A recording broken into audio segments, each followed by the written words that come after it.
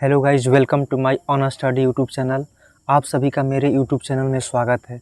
दोस्तों, आज हम लोग देखेंगे रेलवे द्वारा निकाली गई आरपीएफ की बहुत ही बड़ी वैकेंसी, जिसमें कि पोस्ट की संख्या काफ़ी मात्रा में है। ठीक है, तो चलिए शुरू करते हैं।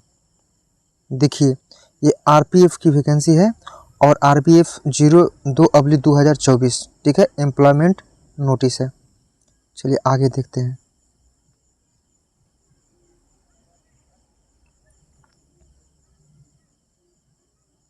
देखिए, centralised employment notice number RPF 02/2024 है। ठीक है, देखिए, ओपनिंग डेट ऑफ एप्लीकेशन जो ऑनलाइन का डेट है वो 15/4/2024 है। ठीक है, और closing date for submission application और लास्ट डेट आपको 14 मई तक है।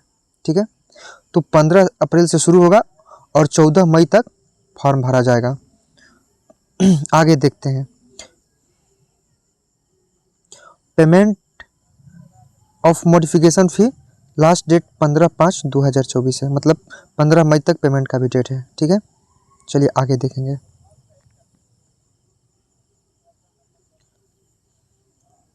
और जो फॉर्म है आपको ऑनलाइन भरा जाएगा। ठीक है, आगे देखेंगे। पोस्ट कांस्टेबल पोस्ट है। ठीक है, और लेवल 3 का पोस्ट है। और इनिशियल पे, बेसिक पे जो है आपको 21,700 है। कितना है? 21,700 है। ठीक है, और मेडिकल स्टैंडर्ड B1 होना चाहिए, याद रखिए।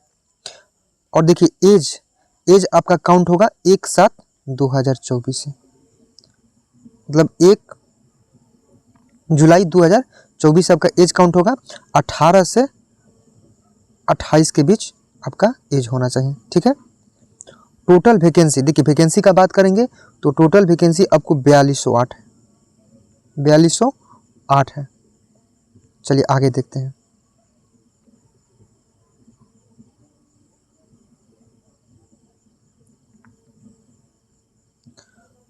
आगे देखेंगे।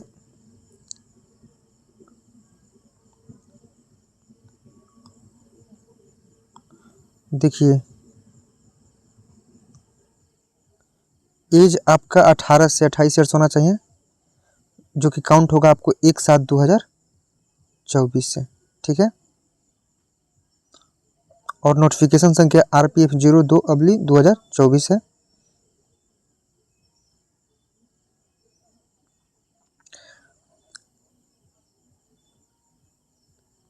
देखिए, स्टेज ऑफ एग्जाम्स, आपका जो एग्जाम होगा वो सीबीटी बेस होगा। ठीक है, जिसमें कि नेगेटिव मार्किंग का भी प्रावधान होगा। ठीक है, 1/3 नेगेटिव होगा, 1/3। एवरी रॉन्ग आंसर 1/3 आपका काटा जाएगा। चलिए आगे देखते हैं।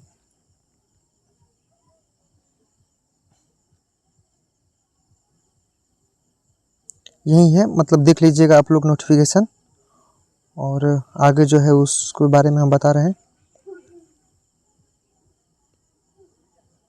देखिए, पोस्टिंग का बात आया है, तो ये पोस्टिंग आपको भी employed candidate will be allotted to zone RPF for administrative requirement. जैसे आपका रिक्वायरमेंट होगा जिस इस जोन में, वहीं पे आपका पोस्टिंग होगा। ठीक है,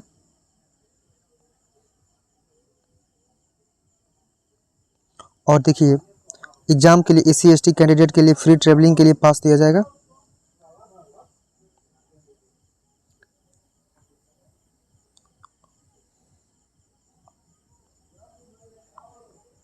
आगे देखेंगे। देखिए, आपको मेडिकल फिटनेस होना चाहिए, स्टैंडर्ड मेडिकल फिटनेस मांगेगा। मेडिकल आपका फिटनेस होना चाहिए स्टैंडर्ड टाइप का, और B1 मेडिकल होना चाहिए। ठीक है, चलिए। और देखिए, नेशनलिटी या सिटीजनशिप ये इंडिया का होना चाहिए। ठीक है, इंडियन। एज लिमिट देखते हैं। एज लिमिट जो है 1/7/2024, 1 जुलाई 2024 को आपका एज जो है नॉर्मल कोर्स 18 से 25 जनरल का हो जाएगा, और 18 से 28 ये हो जाएगा। चलिए कम्युनिटी देखिए, एज रिलैक्सेशन में SC/ST के लिए 5 ईयर्स रिलैक्सेशन रहेगा और OBC नॉन क्रिमिनल लेयर जो होता है उस कैंडिडेट के लिए 3 वर्ष का रिलैक्सेशन रहेगा, ठीक है। और एक सर्विसमैन विद लेटेस्ट 6 मंथ्स, इसका भी UR और EWS में 3 ईयर्स का छूट रहेगा। OBC NCL में 6 ईयर का रहेगा सर्विसमैन के लिए, और फीमेल कैंडिडेट्स के लिए 2 ईयर्स का, UR और EWS में, OBC NCL में 5 ईयर्स का, ठीक है। SC/ST में 7 ईयर्स का। देख लीजिएगा इस चीज़ को, नोटिफिकेशन में पढ़ के अच्छे से देख लीजिएगा। अब देखिए आगे देखते हैं। एज ग्रुप UR और EWS का 2/7/1996 मतलब 2 जुलाई 1996 से अधिक नहीं होना चाहिए, और OBC के लिए 2/7/1993 से अधिक नहीं होना चाहिए, ठीक है। SC/ST के लिए 2/7/91 से अधिक नहीं होना चाहिए। Lower limit age 1/7/2000 all candidate.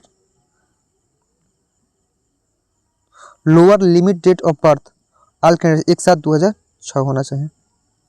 आगे देखेंगे एजुकेशनल क्वालिफिकेशन है।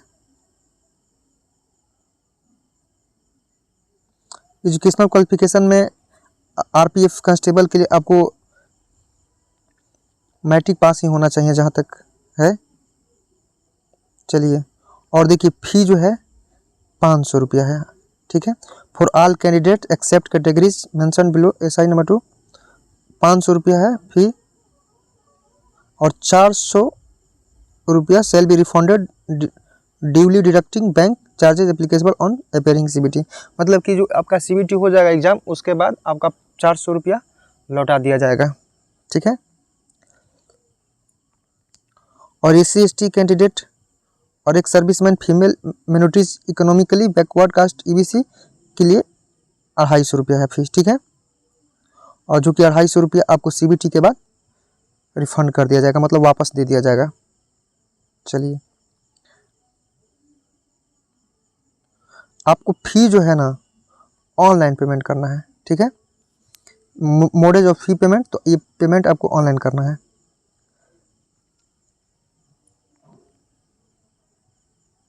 चलिए आगे देखते हैं। और रिजर्वेशन का भी प्रावधान है। OBC NCL होना चाहिए। ये अब आप लोग NCL अभी ही बनवा लीजिए, सेंट्रल का NCL होता है, इसको बनवा लीजिए, ठीक है। नॉन क्रिमिनल लेयर का EBC और EWS पे जिनका नहीं है वो अपना EWS बनवा लें। चलिए आगे देखेंगे।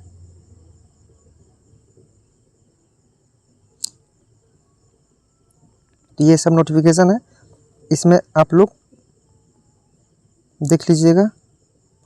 देखिए रिक्वायरमेंट प्रोसेस, ये मतलब कि भर्ती होने का प्रोसेस क्या है। तो आपको सबसे पहले कंप्यूटर बेस्ड टेस्ट होगा, ठीक है, CBT होगा। उसके बाद फिजिकल एफिशिएंसी टेस्ट होगा, जिसे पेट बोलते हैं, फिजिकल मेजरमेंट टेस्ट। उसके बाद फिजिकल मेजरमेंट टेस्ट होगा, मतलब 2 चरण में आपका होगा। पहले आपका कंप्यूटर बेस्ड टेस्ट होगा, उसके बाद आपका फिजिकल एफिशिएंसी टेस्ट होगा और फिजिकल मेजरमेंट टेस्ट होगा। ये 2 चरण से आपको गुजरना पड़ेगा। पहले एग्जाम दीजिएगा, एग्जाम क्वालिफाई करने के बाद आपका फिजिकल होगा, और फिजिकल के बाद आपका मेजरमेंट होगा, और थर्ड में आपका डॉक्यूमेंट वेरिफिकेशन। उसके बाद आपका डॉक्यूमेंट वेरिफिकेशन होगा, ठीक है। चलिए देखिए कंप्यूटर बेस्ड टेस्ट होगा, ठीक है, यहाँ पर दिया हुआ है कंप्यूटर बेस्ड टेस्ट होगा, CBT होगा। ये 10th जो standard examination will be 10th of matric level, मतलब कि जो भी प्रश्न होंगे वो मैट्रिक लेवल के होंगे, 10th लेवल के होंगे, ठीक है। देखिए पैटर्न और सिलेबस CBT के लिए है। ये टोटल ड्यूरेशन 90 मिनट का होगा। जो CBT 1 होगा वो टोटल टाइमिंग आपको 90 मिनट का होगा, और टोटल क्वेश्चन 120 क्वेश्चन रहेंगे, ठीक है। 1.5 घंटा का समय रहेगा और 120 क्वेश्चन रहेंगे, ठीक है। Candidate shall will be awarded 1 marks for each correct answer. देखिए एक क्वेश्चन के लिए 1 मार्क आपको दिया जाएगा, ठीक है।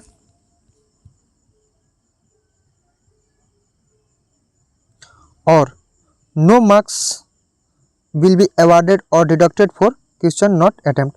और अगर आप क्वेश्चन अटेम्प्ट नहीं करते हैं तो आपको उसके लिए कोई मार्क्स नहीं दिया जाएगा, ठीक है। देखिए निगेटिंग का प्रावधान 1/3 है, इस चीज़ को याद रखिएगा, ठीक है। 1/3 नेगेटिव है। Normalisation of marks will be done for CBT should held in multiple shift. और नॉर्मलाइजेशन का भी व्यवस्था है, ठीक है। इसमें नॉर्मलाइज किया जाएगा, ठीक है, वो भी शिफ्ट के अनुसार किया जाएगा। जो हार्ड शिफ्ट रहेगा उसका अलग नॉर्मलाइजेशन होगा और इजी शिफ्ट का अलग नॉर्मलाइजेशन होगा, ठीक है। इस चीज़ को देखिएगा।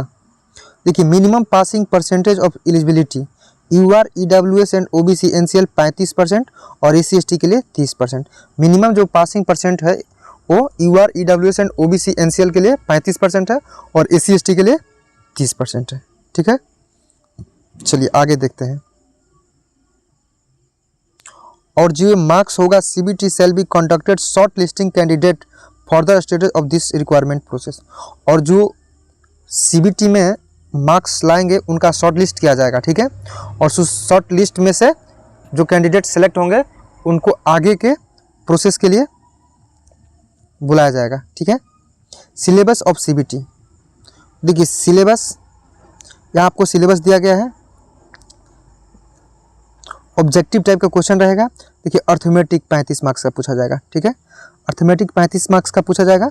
इसमें से कि देखिए प्रोपोर्शन हो गया, एवरेज हो गया, इंटरेस्ट हो गया, प्रॉफिट लॉस हो गया, परसेंटेज हो गया, और यहाँ से आपको जितना भी है इसको whole number, decimal, fractions, relationship between numbers, ये सभी देख लीजिएगा। Discount, mensuration, time and distance, यहाँ से क्वेश्चन पूछा जाएगा, ठीक है। अगला है जनरल इंटेलिजेंस एंड रीजनिंग, ये 35 मार्क्स का होगा, ठीक है। जो रीजनिंग होगा ये भी आपको 35 मार्क्स का होगा।